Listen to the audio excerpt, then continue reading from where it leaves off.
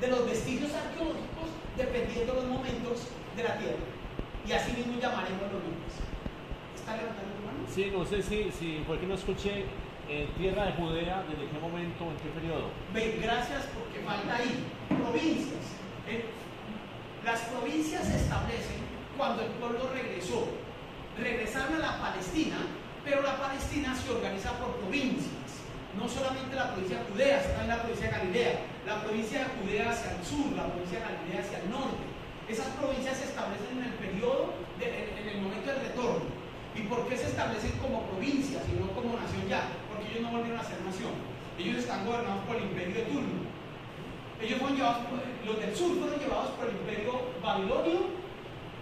Después de Babilonia vinieron los persas son los que les permiten regresar. Después de los persas vinieron los griegos, después los romanos. Entonces nunca más fueron nación como tal. Ahora sí, hasta el año 48 en estos días. 14 de mayo del 48, cuando se declara la independencia de Israel, del nuevo Estado de Israel. ¿Bien? Ok, entonces vamos a encontrar vestigios que datan de la época de Canaán. Por ejemplo, hay un templo cananeo, estamos hablando del año, cerca del año 3000 a.C., un templo interesantísimo que fue encontrado en Canaán. Vamos a encontrar muchos vestigios arqueológicos del periodo cuando era el reino está dividido. Vamos a encontrar vestigios arqueológicos de la época cuando el pueblo conquista Canaán. Vamos a encontrar muchísimo material después del retorno del exilio. Se va a encontrar mucha cosa. Y se va a encontrar, por supuesto, mucha cosa del periodo del Nuevo Testamento también, que ya más adelante miraremos. Pero bien, les dije al principio que este es el ombligo, que este es el centro, ¿sí? Este es el foco. Pero no es lo único y no es todo. Resulta que cuando hablamos de arqueología bíblica y cuando hablamos de geografía de la arqueología bíblica, no nos podemos limitar a lo que fue la tierra de Canaán, no nos podemos limitar a lo que fue esa tierra, lo que es Eretz Israel, lo que es conocido como Eretz Israel, sino que vamos a ampliar mucho más. Y para ampliar, bueno, pues tendríamos que hablar de muchísimas tierras. Pero al menos digamos algunas cosas interesantes. Por un lado, Egipto entra a ser factor fundamental en todo el proceso de la arqueología bíblica.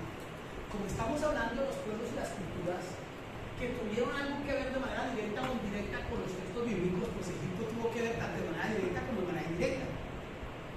Y no es solamente por el periodo de los 430 años que el pueblo estuvo en Egipto, no solo por eso, sino que incluso la historia comienza mucho antes. Acuérdense que antes de bajar a Egipto con Jacob, ya Abraham había bajado hasta Egipto. Abraham estuvo. Pero no solamente Abraham, después entonces estuvo Moisés, pero después de que salieron de Egipto, después de muchos años, el pueblo regresó a Egipto. Cuando en el periodo precisamente de la deportación, la destrucción del templo en el año 586 a.C., muchos judíos huyeron a Egipto, se establecieron en Egipto. Dato curioso e interesante, hoy en día todavía hay judíos descendientes de esos pueblos que viven todavía en Egipto. Hoy hay comunidades de judíos que viven en Egipto todavía, descendientes de por allá de esos pueblos. Entonces Egipto va a acompañar siempre la historia del pueblo hebreo. Pasemos de un extremo al otro. Babilonia, o más bien Mesopotamia, más exactamente.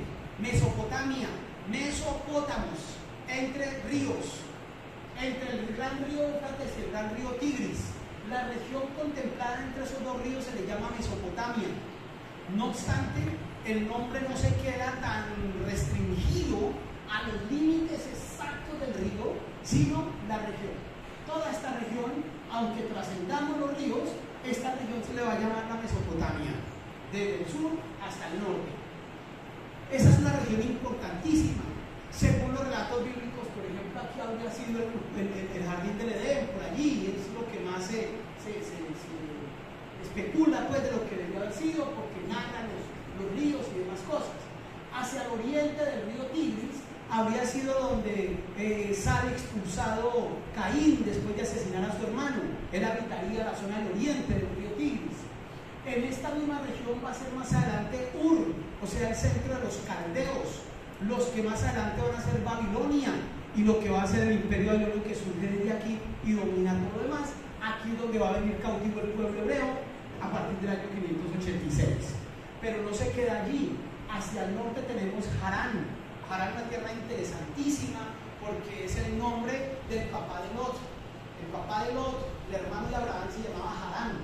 Este Harán murió y por eso a Abraham le toca asumir la paternidad de su hijo, y van a habitar allí en esa tierra. Miren ustedes un relato interesantísimo que hay en el texto bíblico. Convencionalmente solemos creer que Abraham se encontraba en uno de los caldeos cuando Dios lo llamó, ¿cierto? Es lo que convencionalmente decimos, creemos y planteamos. Es un error que se comete, y quien tiene la culpa de ese error es la Biblia. La Biblia nos mete en ese error, porque en dos ocasiones en el texto bíblico, tanto en el libro de Hechos como en el libro de Josué, se comete el error de decir que Abraham salió de los caldeos, o que salió no, sino que Dios lo llamó estando Abraham en uno de los caldeos. Pero cuando usted lee con cuidado el relato en capítulo 12 de Génesis, Abraham no estaba en uno de los caldeos cuando Dios lo llamó. Él nació en uno de los caldeos junto con su padre y sus hermanos, y el padre lo sacó de uno de los caldeos y se establecieron en Harán. Y estando en Harán, Dios llamó a Abraham para que saliera de allí y fuera a la tierra que Dios le había prometido. ¿Por qué se cometen ese tipo de errores en el texto bíblico? Porque la finalidad del texto bíblico no es darnos a nosotros cuenta exacta de los acontecimientos históricos. Nos está hablando de acontecimientos teológicos, de una relación del hombre con Dios, de una experiencia del hombre con Dios. Entonces en la Biblia sí vamos a encontrar muchísimos errores históricos, muchísimos. Van a haber muchos, más de los que se imaginan ustedes. La Biblia nos dice en un lado que Saúl se suicidó, en otro lado que Saúl fue asesinado. En un lado hay tres relatos distintos de por qué razón el pueblo tuvo rey. Según el relato que conocemos siempre es porque el pueblo pidió rey. En otro relato dice que fue Dios el que quiso darles rey. En otro relato dice porque Samuel, viendo que estaban en peligro, les puso rey. En Crónicas dice que Ocosías tenía 22 años cuando comenzó a reinar. En Reyes dice que tenía 42 cuando comenzó a reinar. Bueno, muchachos, si les sigo contando aquí, son muchísimos los errores que hay en el texto bíblico. Errores de tipo histórico, porque es evidente que una historia escrita después de tantos años de haber acontecido, pues está sujeta a muchísimos errores. Entonces, cosas como esas pasan. Pero bien, aquí precisamos la historia. Abraham se encontraba en Harán cuando Dios lo llamó. ¿Qué hay interesante descubrir aquí? En el texto de Génesis se nos habla de dos sitios. Ur es la tierra de su nacimiento, Harán es su tierra. Cuando Dios le dice, sal de tu tierra y de tu parentela, se refiere a Harán. Y en otro texto dice, y salió de Ur, la tierra de su nacimiento. Es distinto. ¿Sí? Yo tengo la dicha, gracias a Dios, estoy feliz, porque me han invitado a venir aquí, a mi tierra de mi nacimiento. ¿Ven, carajo? Aunque les suena mucho rolo así cantadito, siempre me dicen, uy, pero es que no hablan así cantado como hablan los rolos. Bueno, me llevaron también muy pequeño para Bogotá. Entonces hoy Bogotá es mi tierra, pero Cali es mi tierra de nacimiento. Eso le pasó a Abraham. Entonces son dos lugares diferentes que tenemos que estudiar. Y entonces toda esta tierra está enmarcada de acontecimientos, de guerras, de luchas, de imperios, de situaciones que van a ser muy interesantes en el mundo de la arqueología. Harán. Más adelante vamos a tener por allá, cerca de Harán, a Nínive. Nínive, que es donde fue llevado el pueblo cautivo, el pueblo del norte fue llevado cautivo en el 722, ahí en el siglo VIII, fue llevado al norte. Tenemos Damasco, que fue la capital de Siria.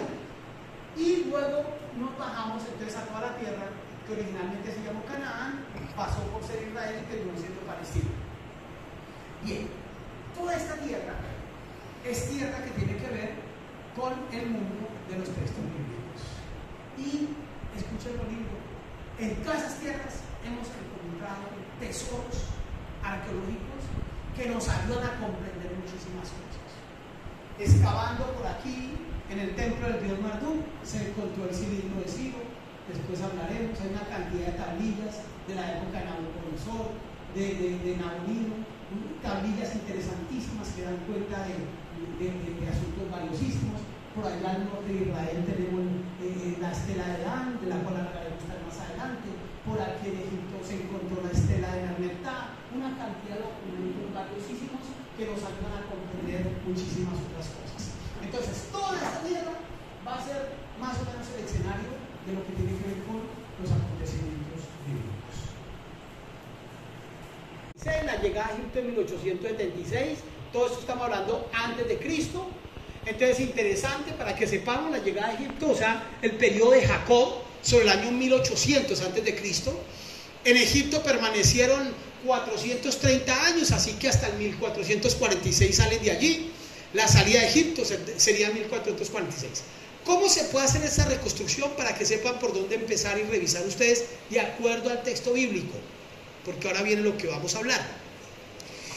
Cojan el primer libro de Reyes en capítulo 6 y los primeros versículos hasta el versículo 4 o versículo 7, bueno, especialmente el primer versículo, dice que Salomón empezó a construir el templo cuando completaba su cuarto año de reinado. Sabemos que Salomón empezó a reinar en el año 971. Si completaba su cuarto año de reinado, entonces estamos en el 966.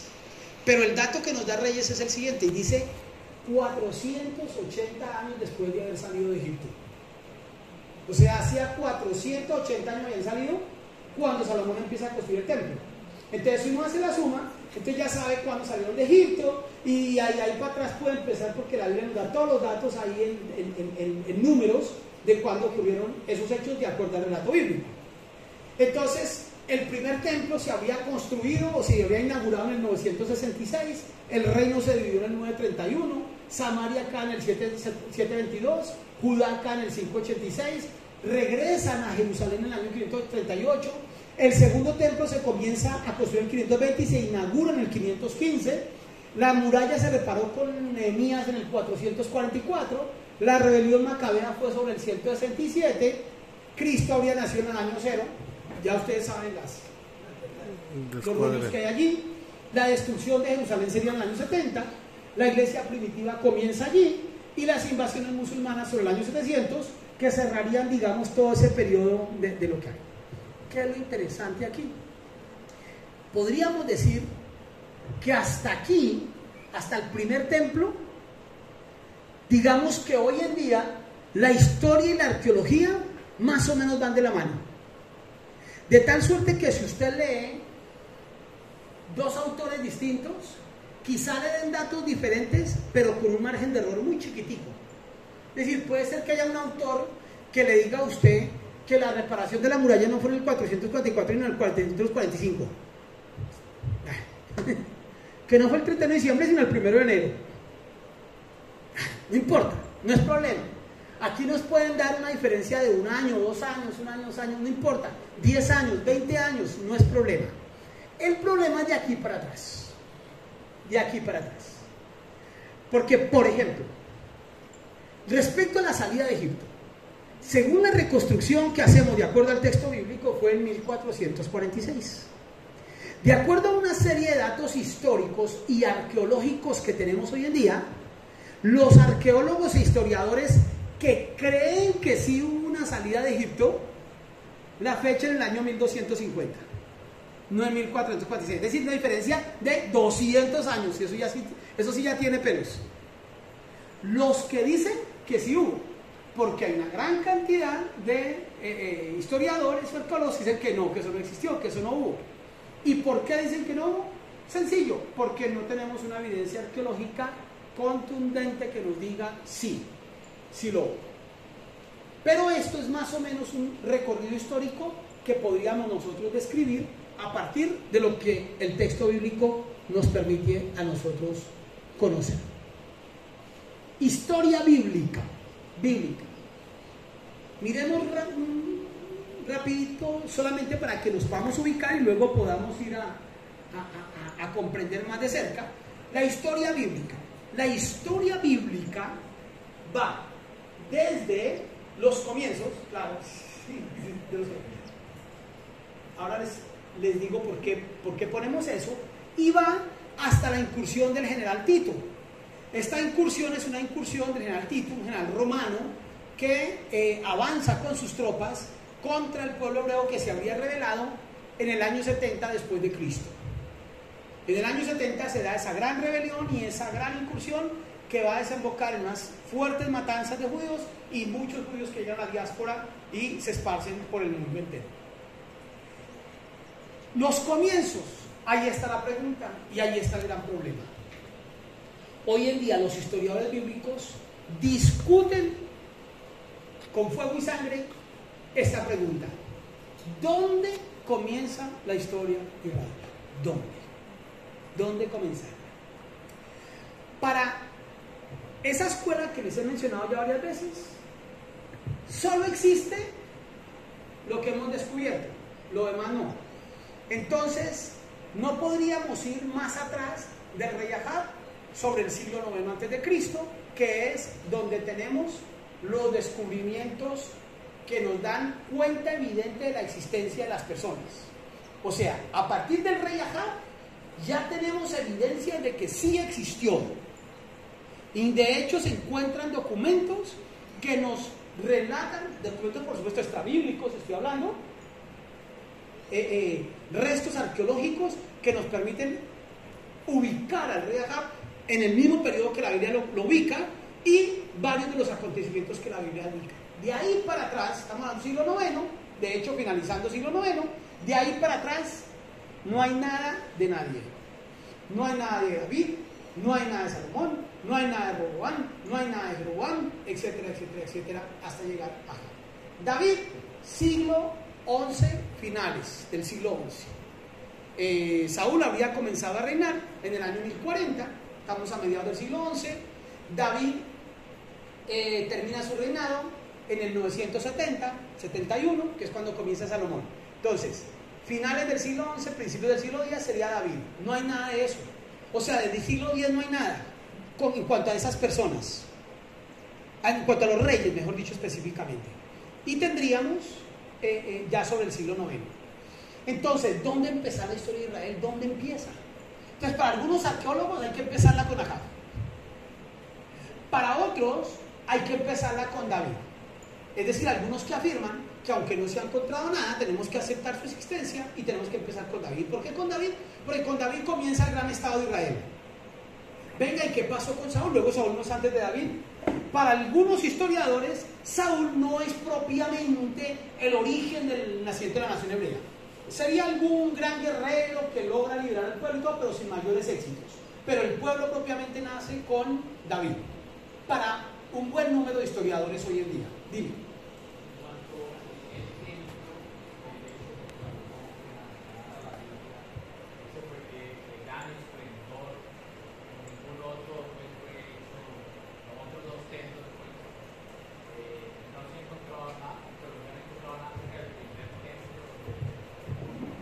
Bien, gracias por tu pregunta. A ver, acerquémonos a la pregunta con cuidado.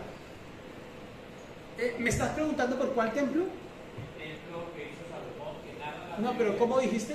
¿Cuál templo? Primero. El primer templo. ¿Cuál es el primer templo? El de Salomón, que ¿Seguro? supuestamente fue destruido. ¿Seguro? Ah, no, pero Ya, eso es solo por molestar la vida, pero para que está bien decirlo así y así se conoce históricamente.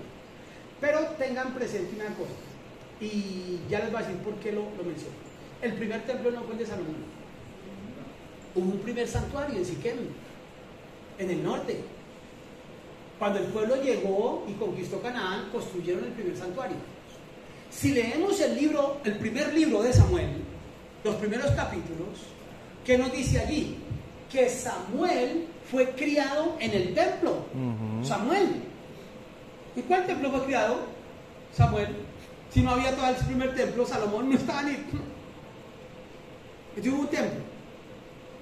Esto es solamente aquí chismes de cocina nomás, no quiero entrar en ese detalle. ¿Saben ustedes por qué David se le ocurrió hacer un templo? Porque a David se le ocurrió hacer un templo. Pura arrogancia. El primer templo de Siquem era estrato 0. David quería un templo estrato 6. El primer templo, el de Siquem, estaba en la costa. David era paisa.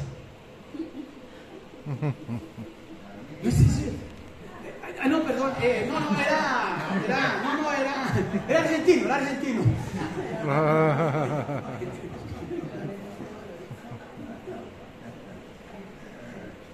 Esto fue un problema de regionalismos. Ya había templo. Y David le dice, es que yo tengo este santuario, este palacio, pero el arca del Señor está en una carpa. ¿Y por qué está en una carpa? ¿Por qué no lo dejó en el templo?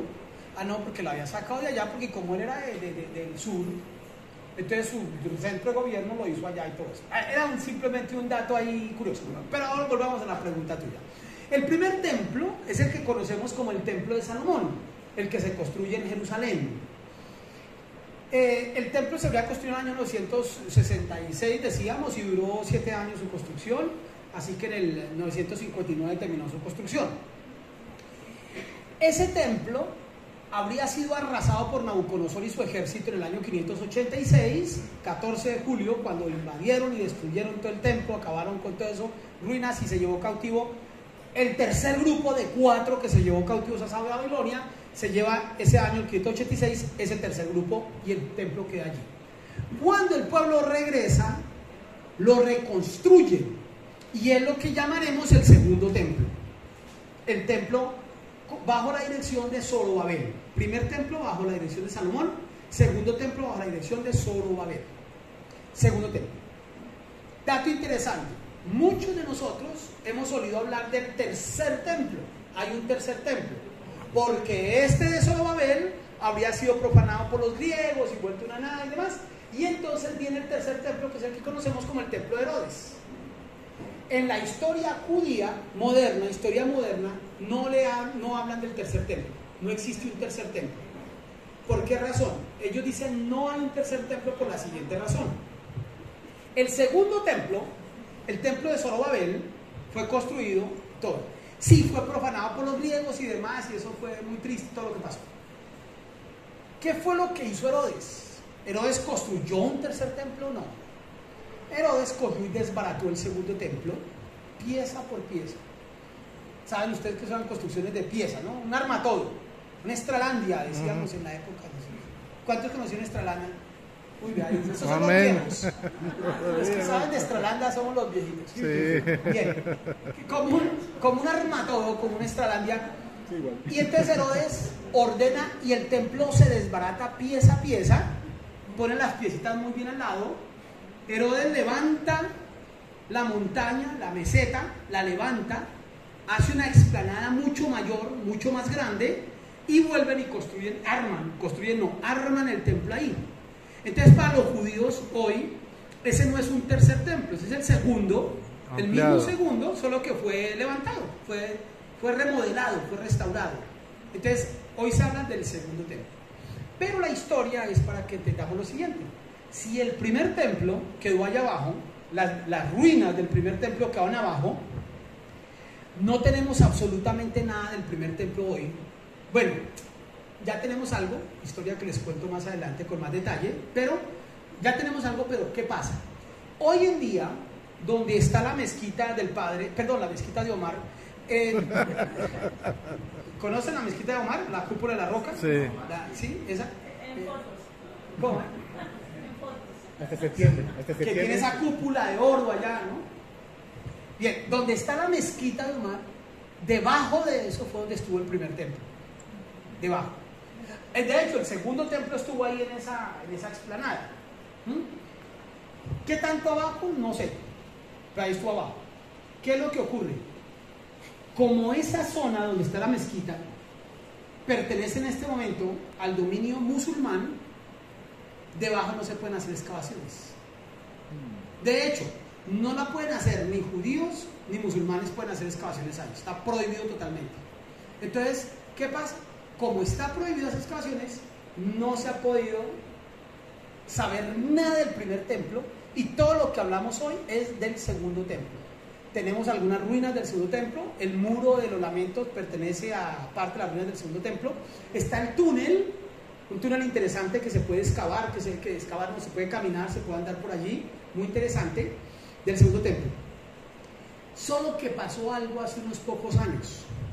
Resulta que como esa zona está en manos de los musulmanes, primero para hacer cualquier cosa, mire, usted va a sembrar una mata en Israel, tiene que llamar a un arqueólogo.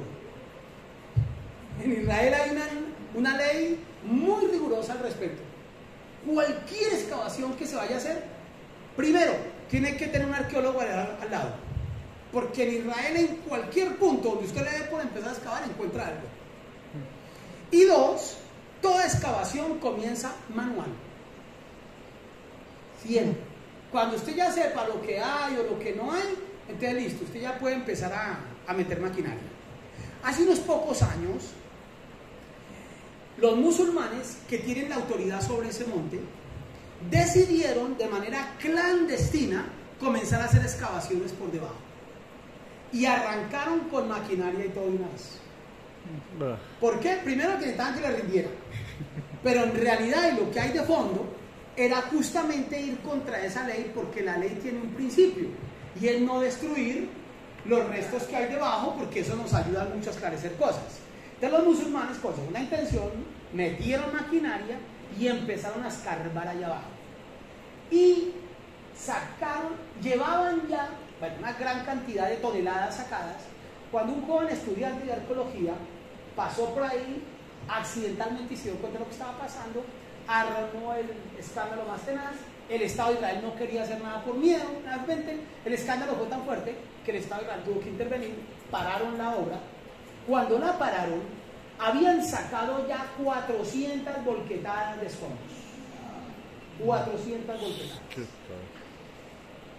Gran dolor para el mundo de la arqueología, para el mundo de la historia, para el judaísmo, para todo el mundo, un dolor profundo.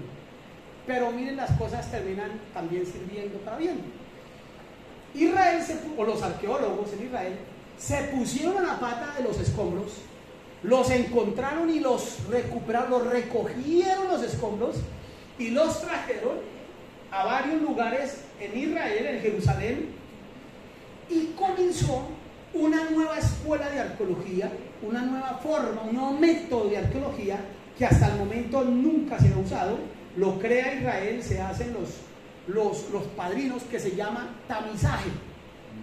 El tamizaje es una nueva forma de hacer arqueología, que consiste, lo que nunca se había hecho, consiste en lavar escombros. Es un proceso de lavado de escombros. En los últimos 2 años que hemos ido, las últimas 2 ocasiones que hemos ido a Israel al curso de arqueología, bueno, siempre que vamos, participamos nosotros de arqueología, hacemos arqueología con nuestras manos, allá sí vamos con gorrito y con brochita y con todo y palita y hacemos arqueología también. Y en los últimos 2 años hemos acompañado el proceso de tamizaje, hemos tenido acceso a ese material. ¿Sabe qué es lo lindo de eso? Que todo eso pertenece a la época del primer templo. Cosas del segundo y del primer templo. Y hoy por hoy se han podido descubrir cosas. Por supuesto que todo lo que se ha encontrado, bueno, no todo, pero los elementos han estado dañados, desbaratados y todo, pero se han encontrado muchas monedas, se han encontrado muchos materiales, restos interesantísimos que dan cuenta de esa época. Entonces, eso es todo lo que tenemos, pero de hecho es muy poquito. Casi todo lo que se ha encontrado pertenece a la época del segundo templo, ¿sí? Pero hay algunas cositas allí, pero no hay más. Y no es posible, en este momento no es posible, más de los túneles que son del segundo templo y la explanada que es del segundo templo. Del primero no hay forma, por ahora no hay forma de conocer nada. De la época del segundo templo, del primer templo, perdón, de la época del primer templo, lo que se ha encontrado, que sigue siendo hoy motivo de mucho debate, es el Palacio de David, ¿sí? La casa de David, el lugar de David, el santuario de David, pero es un lugar que, si bien es cierto, ha sido reconocido por los arqueólogos que lo han descubierto, hay muchos que niegan que eso haya sido la casa de David. Entonces, sobre eso hay discusiones fuertes, pero esa sería la construcción que correspondería al periodo del primer templo. Y unos vestigios de unas escaleras que hay en el costado occidental de las murallas, que también serían unos rastros pequeños que habría del segundo templo. Pero todo eso hoy en día es motivo de mucha discusión. Bien, entonces la historia iría desde los inicios, pero la pregunta es ¿dónde inicia la historia de Israel? Entonces, esa pregunta, como nuestro curso no es propiamente historia, y así lo fuera, no se trata de que nosotros resolvamos lo que los grandes expertos no han podido resolver, entonces sencillamente lo dejamos planteado en esos términos, para que sepan ustedes que hay muchas escuelas de pensamiento. Hay quienes comienzan la historia de Israel con Acab, quienes la comienzan con David, quienes la comienzan desde Saúl, cuando nace el Estado de Israel, pero hay quienes la comienzan desde Moisés y hay quienes la comienzan desde Abraham. ¿Dónde comenzarla? Decisión de cada uno. Dale. Una preguntita, ya que estabas hablando del primer, segundo templo, ¿es cierto que los judíos están planeando construir un tercer templo y que están, digamos, haciendo todo el aparataje y todo para en algún momento restaurar un tercer templo?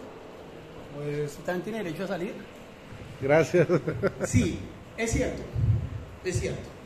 De hecho, no es solamente cierto eso, es cierto que el templo ya está. El templo, otra vez, al igual que en los tiempos antiguos, se va a hacer, pues tratando de ser lo más cercano, y es por piezas, es decir, es de armar. Hay una, bueno, el judaísmo hoy en día está sectorizado, está separado, hay sectas judías, como siempre lo ha habido y en cada religión lo hay. El judaísmo no es uno solo, hay unos brazos ortodoxos, hay unos brazos radicales del judaísmo, y especialmente en manos de esos ortodoxos es que se encuentra ese trabajo. Hoy en día es fácil ver en las calles de Israel, uno va en determinadas ciudades particularmente, y encuentra en las esquinitas judíos ortodoxos pidiendo donaciones, y hacen una alcancía en la forma del templo pidiendo que la gente allí done, y mucha gente ha donado, y hoy por hoy son muchas cosas que están listas. El templo está, el material del templo, las piezas están. En la época de la ley mosaica había un tipo de ganado particular que era el que se ofrecía en ciertas formas de sacrificio, era un ganado rojizo, y eso se ha perdido, esa especie se perdió durante muchos años, y después de fuertes trabajos lograron revivir la especie, hoy está. A partir del descubrimiento del mapa del genoma humano, Israel se ha preocupado muchísimo por tratar de determinar las tribus de donde pertenecen, y se han logrado establecer algunas, pero en particular se ha logrado establecer algunos grupos de levitas, ya están identificados algunos levitas, y todo eso por supuesto es con una preocupación muy profunda de la construcción del templo. Pero no es lo único. Arqueológicamente, la arqueología aportó un dato supremamente interesante, que no sé si hay un marcador por ahí, ¿no? ¿Tenemos un marcador de pronto, padre? Hay un dato interesantísimo que ha arrojado la arqueología, y es que el gran problema para el templo, para la construcción del templo, es que se ha dicho que el templo estuvo exactamente donde está la mezquita de Omar, que ahí estuvo, ¿sí? El templo.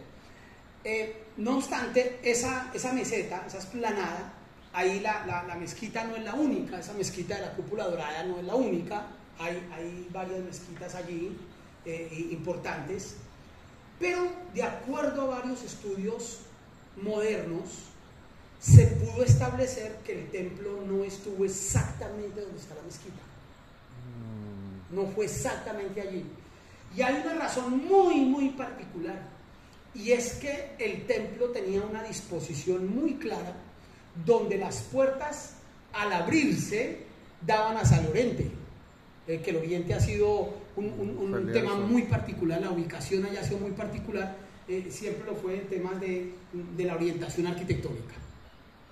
La adoración era hacia el oriente. Del oriente, va a decir el texto, viene el Mesías, hacia el oriente queda el Monte de los Olivos, bueno, una cantidad de cosas allí. si las puertas al abrir se daban hacia el oriente, el templo nunca pudo haber estado donde está la mezquita, porque el templo entonces hubiera estado así, ¿sí? En el otro sentido. Cuando logra determinarse eso, se puede establecer que el templo no estuvo exactamente aquí, sino que estuvo atrás de la mezquita, a un lado y en orientación hacia en otro sentido. Eso ha generado ciertas especulaciones frente a la posibilidad de... gracias, Padre. Gracias. Jerusalén antigua, creo que alcancen, voy a dejar aquí un poco grande. La Jerusalén antigua es un poco más o menos en esta forma. Un poco. Está dividida en 4 cuartos, son 4 barrios.